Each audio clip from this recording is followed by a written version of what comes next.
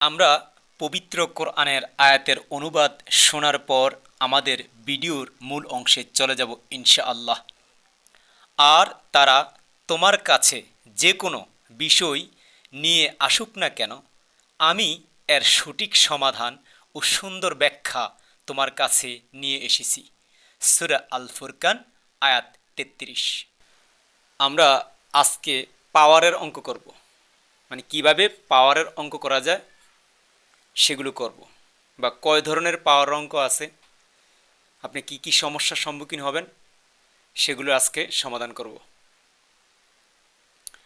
এখানে লক্ষ্য করুন, পাওয়ার 3, পাওয়ার 3, আর মাঝখানে আছে প্লাস চিহ্ন।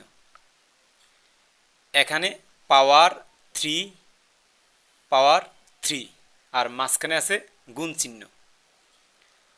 আর এখানে আছে পাওয়ার 3, এখানেও পাওয়ার 3, তার মানে একসাথে দুটি পাওয়ার। এখানেও একসাথে দুইটা পাওয়ার, তবে এটা আছে পাশাপাশি। এখানেও দুটি পাওয়ার আছে, তবে পাওয়ারগুলো আছে পাশাপাশি। আর এখানে হচ্ছে ব্যতিক্রম, এখানে উপরে এবং নিচে পাওয়ার। তো লক্ষ্য করুন, যোগ চিহ্ন থাকলে কিভাবে আমাদের পাওয়ার হিসাবগুলো করতে হয়। যোগ চিহ্ন থাকলে পাওয়ারগুলো পরিবর্তন হবে না, অর্থাৎ 3-এর 3ই হবে। এইটা অথবা এইটা যে কোনো একটা লিখবেন 3, তাহলে 3-এর 3। আর এর এ যে কোনো একটা এ লিখলে হবে এর এ। আর এখানে লক্ষ্য করতে হবে, এখানে হচ্ছে একটা এ পাওয়ার 3, আর এখানে হচ্ছে একটা এ পাওয়ার 3। এ ওয়ানগুলো মনে মনে আছে।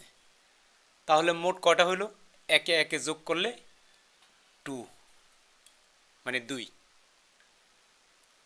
তাহলে A1 এবং A1 মনে মনে আছে। এখানে লক্ষ্য করুন, এখানেও মনে মনে 1 আছে, 1 1। তো আমরা জানি একে একে গুণ করলে হবে একে একে 1, মানে 1-এ 1-এ গুণ করলে 1-এ হবে। আর এখানে 1-এ 1-এ যোগ করলে 2 হয়। আর এখানে লক্ষ্য করুন, এখানে পাওয়ার যে কোনো এটা অথবা এটা বসিয়েছি, কিন্তু এখানে যে কোনো একটা বসালে হবে না, এই দুইটা পাওয়ার যোগ করতে হবে। তাহলে যোগ করলে কি হবে, 3-এ 3 যোগ করলে 6 হবে, 6। আর এই যে নিচে এ যে কোনো একটা এ লিখলে হয়ে যাবে এ। আর বাম পাশে 1 থাকলে 1 লিখার প্রয়োজন হয় না। আচ্ছা, এখানে লক্ষ্য করুন,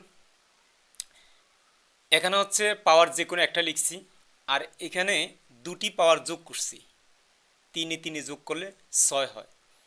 আর এখানে ঠিকও রাখা যাবে না, অথবা একটাও রাখা যাবে না, অথবা দুইটা যোগও করা যাবে না। যদি এইভাবে উপর নিচের থাকে, তাহলে এটা এটা গুণ করতে হবে, 3 3 9, আর এর এ। আমার ইউটিউব চ্যানেলের নাম J2J জহিরুল স্যার।